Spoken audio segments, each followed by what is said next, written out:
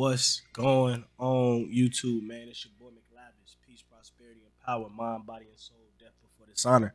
Speaking the truth, keeping the faith, and holding it the fuck down, man. As you see, I got a nice YouTube video for y'all today. If I didn't get injured, I would have still been in the circus. D.Rose unplugs from the Matrix. And I like this because as a Chicago legend, as a phenom in the basketball league, this goes to show you that not everything's what it's cut up to be, and even as a very wealthy man.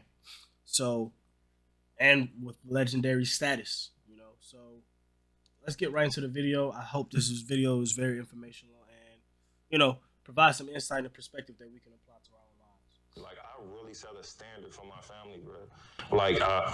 Like Hall of Fame type of standard, bro. Like right now, I'm in the process of building. I got my own library, bro, that I'm gonna hand off to my family, bro. I'm the first to get an LLC in my family. I'm the first to sign for 8-9 figures. I'm not saying money is anything, but when you're a working man, I'm the first to do it. Right. I'm the first to have an occupation where I could travel the world.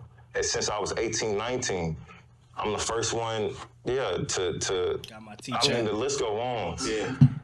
I'm the first to do a lot. Hold on. Before we finish, let me put my tea bags in the trash real quick. A little honey to it, but we're gonna listen to it. But those Hall of Fame numbers to me, and don't get me wrong, because they probably don't put me in the Hall of Fame or none of that shit one day, but it's not gonna kill me or nothing because I executed every step of the way with expectations on me since sixth grade. Hey, you're supposed to. After I won a couple championships. Hey, you got to win that next one. I did. Hey, you got to win in college. I went to the championship. Right. Hey, you got to win in the league. I got close. I won MVP with it though. I've been on some successful teams, but I got pretty close. Hey, you got to do it. And the next journey is going to be something else, and I know I'm going to smash that. And that's what I'm setting up with now. You see this right? The shit, Rose Chess. The Rose Club. This is a chess club I'm starting up, bro. Wow. I'll get you one, but this, fuck with me way back then, girl. How about now? Because I'm up right now. And you're stuck right now. I appreciate you for the follow, broski. Welcome to the Enlightened Realm. Love, man. I appreciate you. Hope you're doing all right this weekend. I hope you're doing something for Halloween or, enjoying your weekend in general. I appreciate you. Getting kids to critically think, bro. The only time kids critically think now is when they about to cause harm on a motherfucker. You know what I'm saying? Or call it, but seriously, about to cause harm though. You know what I mean? Thinking that they gonna get away with some shit. In reality, you get caught. And you using that energy in the wrong way.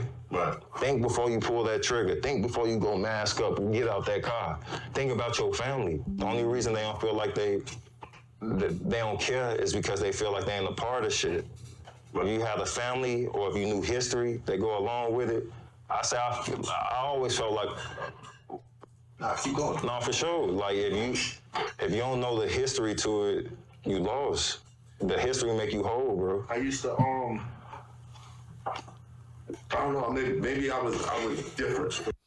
See, I like where D-Rose went with this before Matt Hoffa gets into this motherfucker. I just like the fact that, D-Rose I like his energy. It's calm. It's very presenting. It's like he's, not in an educating way, but he's having a discussion amongst other intellectual brothers who are just like, this is a man who's been to the top, been around all that fame and success. So what perspective can he provide, with all these people in the room that, that we already haven't heard? People around me, but I wasn't that different. Because I was just sitting thinking how the hell we here? It ain't just slavery. We ain't just, what else is there to us? Because it was depressing, seeing friends getting shot and all that stuff, people dying, and just not having a legacy or something great to attach yourself to. Something, and I feel like there's billions of kids out there who feel the same way. They feel like I don't have nothing great to attach myself to. To say that I was part of that, or I got the same blood as. You know what I mean? Like, not having that and just feeling like, you know, you go to school, they say, oh yeah, I was butt naked in Africa, and we snatched y'all up, brought y'all over here 400 years. We said, y'all niggas be free. Yeah. You know what I'm saying? Yeah.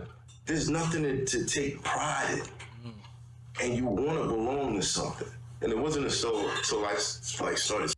And I can agree with that because we as human beings are naturally social creatures, right? And we want to have some type of pride or joy in, like he says, into something. Like, this is what I stand on. This is where I come from. Like, a lot of people, especially in our community, we're lost. The knowledge of self is lost. We're always distracted. We're always blinded, and you know, the world around us keeps us distracted for sure, and not focused on, like D.Rose says, the history of ourselves and things of that nature. And then you realize, once you unplug from the matrix, you realize that everything is superficial, right? But you've been conditioned by society to attach to things that are false. So Studying religions and finding a connection with myself and some of the people, the figures that I've heard about forever, but now thinking in my mind, oh, they're black. They're like me. Yeah. What? King David might have looked like me, or such and such, or something. You know what I mean? I feel you. That gave me a sense of pride that made me hold my head high and make better decisions. Because I felt like, nah, there's greatness in me. I can be something great. but that's the condition right there. It's like most of the black community is held down by, you know, financial illiteracy, lack of knowledge, you know, poverty, environmental conditions, societal conditions, you know. And I think personally, there's a way for us to get out of that, but we just have to love ourselves first. It's not going to happen in one generation or two generations. This is something that's going to happen, like, as time progresses. But we have to take steps in the right direction, which is educating ourselves, and not just public education. This is like going back to our roots, studying history, and not just whitewash history. This is like, there are names and things they don't teach us in history that you probably have to go to college for, right? But once again, if you go to college, unless you're some top scholar or top athlete, it's going to be hard for you. Unless you go to like a junior or a community college, because you're taking on student loans. If you're not financially literate, you won't know how to handle those loans, right? And this is where you see the dropouts happen, because they don't know how to handle this money that they've acquired. Plus, books are crazy and out of this world. So it all has to start somewhere, and it starts with self-love. Because I know I come from it. A lot of these kids, they just looking for something to belong to. They don't even have, like, proper families. You know what I mean? And cousins doing fuck shit, that ain't that close to see them in the street walk by.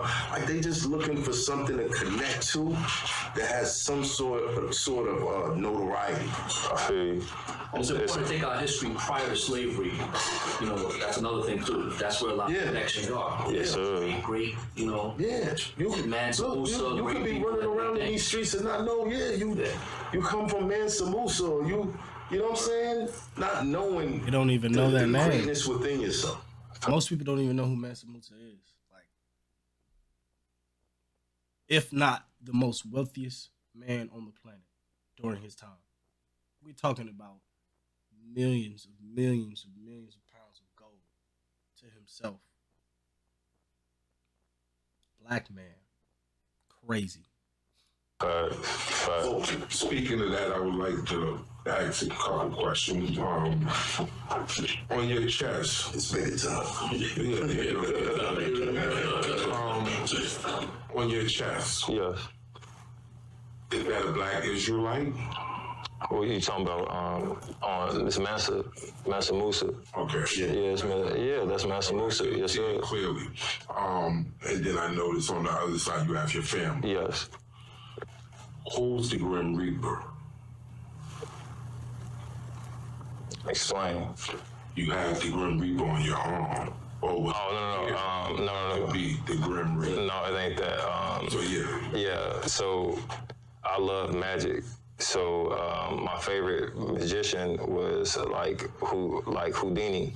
My name Pooh. I conflated Pooh and Dini and put Pooh Dini. So it was some kids. I was in high school when I got the tat.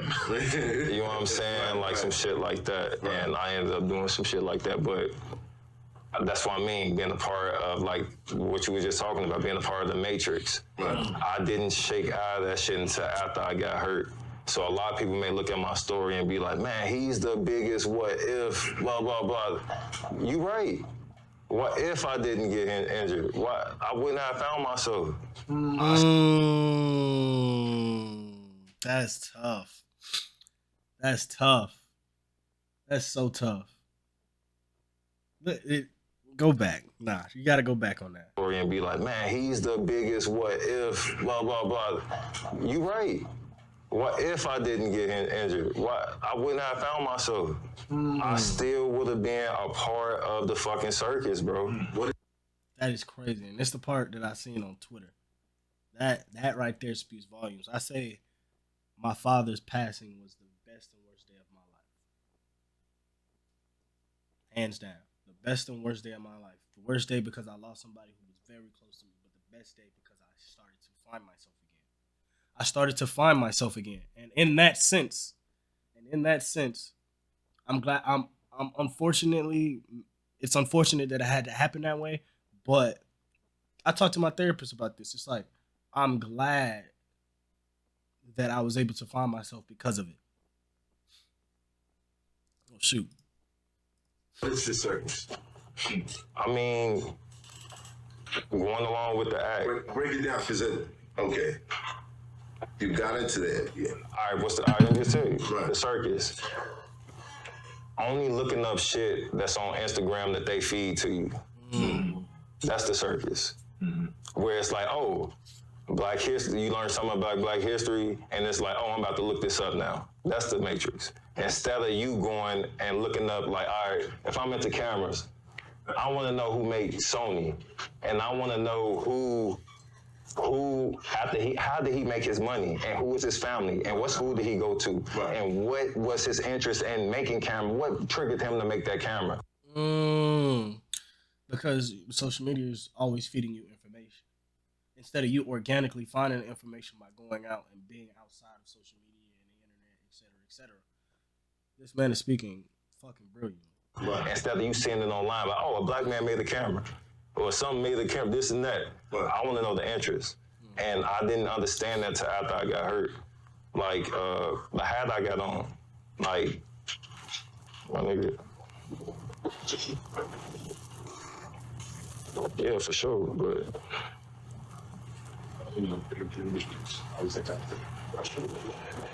This is my Liberty Bell, bro. You feel me? Liberty Bell. This is I'm free, bro. Like, I'm trying to get as much liberation as possible. You know what I'm saying? So that's why I wear the hat. Motherfuckers want to know why I wear the hat. I wear the hat because I'm trying to break free. I'm trying to get free. I'm trying to get as much knowledge as possible. I'm tired with, I'm done with information and education because it can be weaponized. Information, education, how can it be weaponized? They told you Christopher Columbus discovered America. That's weaponized because he ain't laid foot on the fucking on the ground here. He just went around it. Right. You know what I'm saying? They started us off in Jamestown. There was people here way before Jamestown. It was people here way before the Indians. It was people, you know what I'm saying? Like, come on, bro. Like, and we wasn't living in teepee. It was a lot of people that weren't living in teepees. Right. You know what I'm saying? You know, here, New York, it was called New Amsterdam before New York. Yes, You get what I'm saying? 1620, facts. Right, Henry Hudson. You know what I'm saying? Like, that's what I want to know, and that's the journey that I've been on. Like, yeah, you may think I'm this drab-ass individual, but it's like a concept. It's all a facade. I just want you to think wherever. Yeah, think I'm a hooper. All right, cool. Right. Layers to yourself. You only see what I want you to see. That's the biggest difference. You only see what I want you to see. You don't know the type of work that I'm putting in on the back end every single day, the education that I'm getting, the knowledge that I'm putting in myself, and then applying it to the world. Like, it's a different breed of people coming up. It's a small breed right now, but you can see it. And I'm not just talking about the people who want to be woke just to be cool. I'm talking about the spiritual, ominous individuals who learn from everything and have the awareness and consciousness of everything. It is going to be a wave of people who like become like spiritual teachers and lead people down the right path. And I'm here for it. It's your boy McLavishh. Peace, prosperity, and power, mind, body, and soul. Death before dishonor. Speaking the truth, keeping the faith, and holding it the fuck down. Y'all stay sturdy.